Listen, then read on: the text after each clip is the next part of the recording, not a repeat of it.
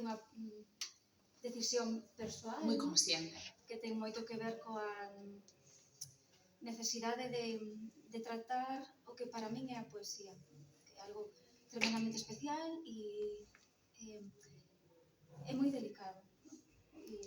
O sea, un poema moi delicado, a poesía é profundamente delicada. Entón, Escoitades todos ben atrás? sí, Escoitades? Sí.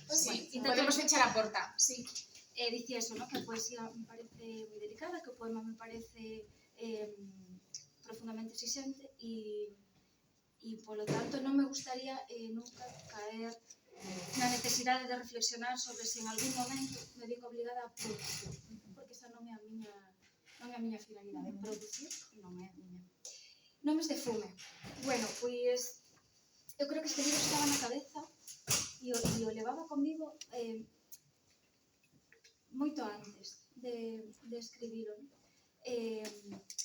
Como naceu exactamente, non sei que houve unha necesidade de expresar determinadas circunstancias e, bueno, creo que houve unha necesidade de rebeldía, de rebelarse.